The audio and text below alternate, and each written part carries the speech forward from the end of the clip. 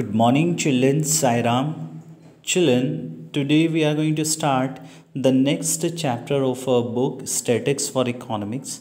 That is chapter number 12, and the name of our chapter is Index Number. Children, this is the first video of this chapter, and in this video, we are going to learn first the introduction of index number, the meaning of index numbers, problems in construction of index number, type of index numbers, method of constructing the price index number, and unweighted index number. So up to this topics we are going to cover up in today's video, and in the rest remaining topics we are going to cover up in the next videos. So children, let us start with the first topic, that is introduction of index number. Children, as we all know that we are living in the fast changing economy, and in this dynamic economics we see that there are continuous changes in the size of population, output, income, money supply, prices and commodities, etc. So changes in the economy have their own impact on the level of the economic activities, income and employment, general price level, and so on. We know that most values change, and we are interested in knowing the extent of changes which have taken place over a period of time. So the changes in the consumption, the production, export, imports, cost of living, national income, crimes, business failures, and many other phenomena are studied with the help of index numbers. So what is an index number? Children, an index number is a statistical device for measuring changes in the magnitude of a group of related variables. Children, in the words of Spengel, there is some of the definitions of index number.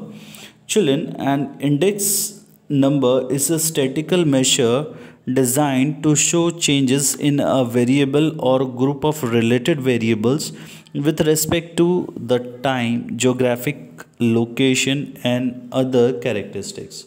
So index number measures the changes with respect to the time, the geographical locations, or some other characteristics. So the comparisons may be between the categories such as persons, schools, hospitals, etc. It also measures the changes in the value of variable like price of a specified list of the commodities, volume of production in the different sectors of the industry, production of the various agricultural crops, cost of living, etc. So these are some of the definitions of index number. In other words, we can say that an index number shows by its variation the changes in the magnitude which is not susceptible either of accurate measurement in itself or of direct valuation in practice. Now children, we are going to learn the next topic, that is the features or the characteristics of index number.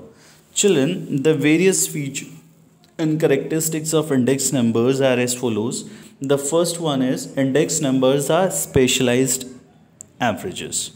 Children, as we all know, index numbers show changes in terms of averages like the means, median, and mode can be used to compare the two or more set of series.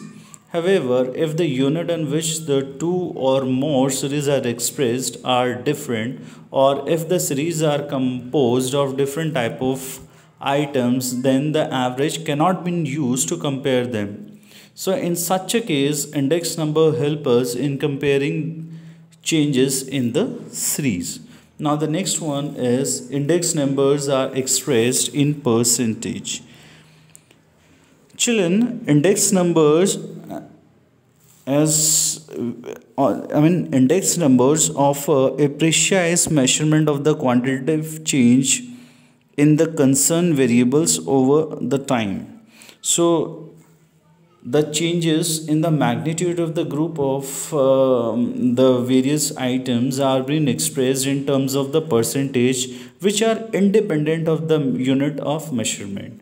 So this facilitates the comparisons of two or more index numbers in different situations. However, percentage sign like this one is never used. Next is children, index number measures the effect of change in relations to time and place. Children, as we all know, index numbers are used to compare the changes which take place over the period of time between the locations and in all the categories. So, for example, the cost of living may be different at two different places at the same time, or cost of living in one city can be compared across the two periods in a time. So, index numbers in this way can measure the effect of changes in relation to the time and place. Now, the next one is index number measures the change not capable of direct measurement. So, children, index numbers are meant to study the changes in the effect of such factors which cannot be measured directly. For example, the cost of living cannot be measured in quantitative terms directly. We can only study relative changes in it by studying the variations in the certain other factors connected to it. Now, children, we are going to learn the problems we are facing in construction of index number. So, children, there are some major problems involved in constructing of index number, which we are discussing as follows. The first one is the purpose of index number. Children, there are various types of index numbers constructed with the different objectives, and before constructing an index number, one must define the objective. So, the construction of index number is significantly influenced by the objectives or the purpose of the study. And for example, children, if the objective is to study the impact of change in the value of money on the consumers, I mean, there is a study to find out the impact of change in the value of money on the consumers, then one should construct consumers price index. So we are to study the impact of change in the purchasing power of money on the producers, and we shall construct the index numbers on the basis of wholesale prices. So in short, I can say the first in problem that could arise in constructing an index number is the purpose of an index number. Now the second is selection of base year. Children, the base year period associated with an index number is a period that is used as a basis for comparing the changes in the prices or quantities in the given period. Children, selection of base year is yet another problem in constructing of an index number. And as I just said, base year is the reference year. It is the year with which the prices of current year are compared. So as far as possible, the base year should be normal year.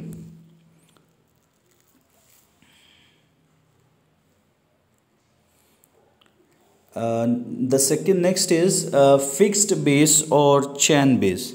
Children, the selection of fixed base method or chain base method depends on the purpose of constructing the index number. In fixed base method, the period of comparisons is kept fixed for all the current years, and in chain based method, the changes in prices for any given year are compared with the prices in the preceding years, not with the fixed year. Next is children, selection of number of items or commodities.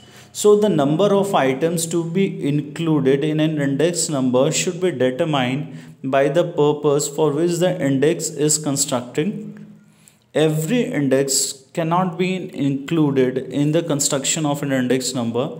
The following points may be helpful in the selection of the commodities.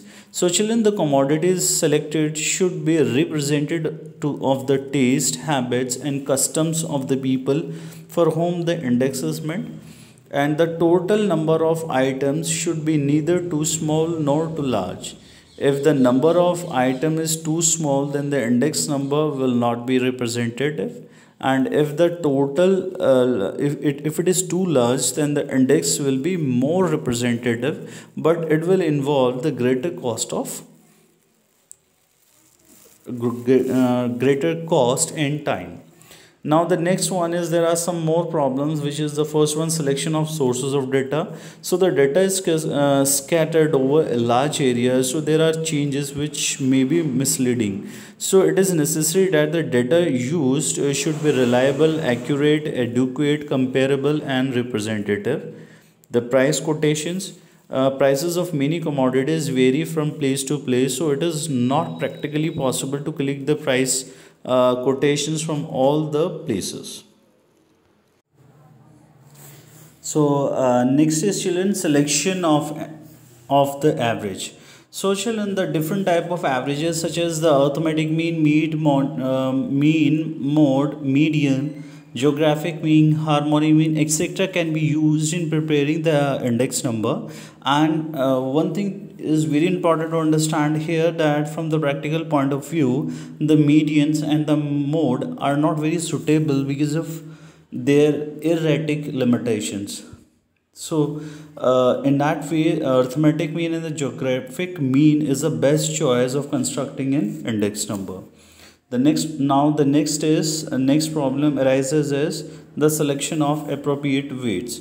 So children, the term weight refers to the relative importance of the different average, and the weight can be assigned to different commodities which cannot be scientifically determined as importance of a commodity, which varies from consumer to consumers. So all such problems we are facing in construction of an index number is over. Now we are moving on to our next topic, which is the types of index number. So children, the index number can be classified into the three broad categories. The first one is your price index number, the second one is quantitative index number, and the third one is the value index number. And this price index are further classified as the wholesale index price index number and the retail price index numbers. Now we are going to learn the methods of constructing the price index number. Children, the various methods of constructing the price index number can be grouped under the two basic heads. The first one is your simple index number, and second one is the weighted index number. So both of these methods of constructing the index number are further classified as the simple aggregative method and simple average of price relative method. So the methods, in short, we can understand as both this simple or the weighted index numbers are being classified into the two main broad categories. The first way we can look at the aggregative method, and the second way we will look at the average of the price relative method. So the first one is as unweighted, which we call it simple weighted index number. We are going to learn. Children, in the unweighted index number, each item is supposed to have the same weight as no weight is expressly assigned to any item. So such index numbers are constructed under the following categories. The first one is your simple aggregative method. The second is the simple average of price relative method. Now we are going to learn the first classification, which is a simple index number. Children, these are the index numbers in which all items of the series are accorded equal weightage or importance. So in case of a simple index of prices, for example, when we are talking about the all goods and services are to be accorded equal weightage. There is no matter whether the sale purchase of certain goods is more than that of others. So it will be a simple average of prices of different goods and services. So this is, as I just said, the simple method of constructing the index number. In this method, children, the aggregative price of all the selective commodities in the current year are expressed and as a percentage of the aggregative price of commodities in the base year. So there are some steps we need to be follow up in constructing an index number. First step is add up the current year prices of various commodities and denoted by sigma P1. Now the second one is add up the base year prices of various commodities and denote as sigma P0. Children, now the third step is we need to use up the formula, and that is P01. P01 means the index number of the current year on the basis of the base year. I mean, this P01 we can read it the index number of the current year of the CY, I mean the current year on the basis of base year. This we are going to read in this way, which is P01. So P01 is equal to sigma P1 upon sigma P0 multiplied by 100. So children, this is the formula we are needed to apply in constructing an index number by the simple aggregative method. So here in front of you is a numerical, and we need to construct an index number for 2016 to 17, taking 2011 and 12 as a base year for the various commodities by the simple aggregative method. So children, the commodities we are written out like here. The prices in 2011 and the prices in 2016 to 17 are being mentioned as follows as per the corresponding commodities. Children, the wheat is 20 rupees per kg, whereas in 2016 to 17 the price are 25 rupees per kg. The rice is 30 per kg, and in the current year it is 40 to 70, 60 to 80, 30 to 40, and so on. So how we are constructing a per price index, children? The commodities we are being to plotted out here like wheat, rice, pearls, sugar. The prices in 2011 and 12 are mentioned like 20, 30, 60 and 30. Prices in 2016 to 17 are mentioned as here 25, 40, 80 and 40. So our formula says that price index of current year on the basis of the base year, the formula is sigma P1 upon sigma P0 and multiplying with 100. So the formula as such we are applied here. We'll summarize first the price of sigma P0, which is the price aggregate of the year 2011 to 12. Then we find out the summation of the prices in 2016 to 17 and denoted as sigma P1. So sigma P0 is 40 and 140, and sigma P1 is 185. And once we put up this into the formula, we'll get 185 divided by 140 and multiplying with 100. So once this can be short out, we'll get the value that is 132.14. So the price index number, that is 132.14, reveals that there is a purchase of 32.14 in prices in the year 2016 to 17, which is compared with the prices given in the year 2011 to 12. So the price index number is 132.14%. 132.14. Now children, in this in this term we are going to learn the second part of calculating the simple index number, which is simple average of price relative. So children, this method is an improvement over the simple aggregative price index because it is not affected by the unit in which the prices are quoted. So there are some steps we need to be follow up. The first step says that we need to calculate the price relatives of the current year, that is P1 upon P0 into 100, that is divide the prices of each commodity in the current year by the prices in the base year. Second, we need to find out, we have to obtain the sum total of price relative, that is summation of P1 upon P0 into 100.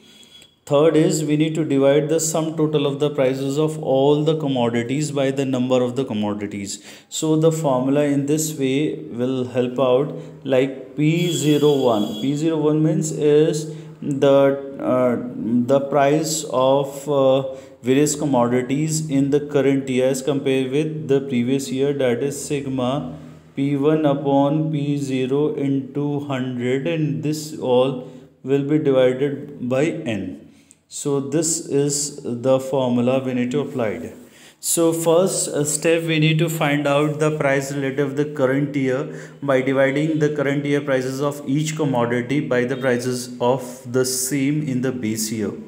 So we have a question from the following data. We need to construct an index for 2016 taking 2011 as a base year, and we need to construct a simple average of price related method. So the prices of the commodities we have been written down like this, like A, B, C, D, E. The number of item is 5. The prices in the year 2011, which is denoted with P0, are written like 50, 40, 80, 100, 220. The prices in 2016 pre is written as 70, 60, 100, 120, 20. So first we need to find out the price relative. The price relative will be calculated by dividing P1 with P0 into 100. So 70 divided by 50 into 100, that is 140. 60 divided by 40 into 100 is 150. 100 divided by 80 into 100 is 125. 120 divided upon 100 multiplied by 100 is 120. 20 divided by 20 into 100 is 100. So then we need to summarize P1 upon P0 into 100. So we'll get 635, the summation of this one. Now by putting up this into the formula, that is the price index of various commodities in the current year divided with the price index of the base year. On the basis of the base year, that is denoted with P01, is equal to summation of P1 upon P0 into 100 divided by n. So 635 divided by 5 is equals to 127. So the price index number of 127 shows the increase of 27% in the prices in the current year, that is 2016, as it compared with to the year 2011. So the price index number is 127.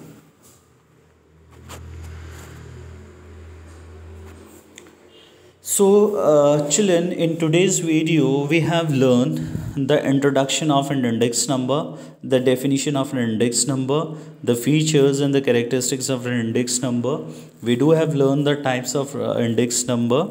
We have also learned the methods of constructing the index number, in where the first method, that is the weighted the unweighted index price index number, which is the simple aggregative method and simple average of price related method, we have understood in details and have solved out one questions of both the methods. And children, I hope in today's video you already understood this topics, and in the next video children we are going to continue with the remaining topics. So children, thank you so much for watching the video, and have a nice day, and sayonara.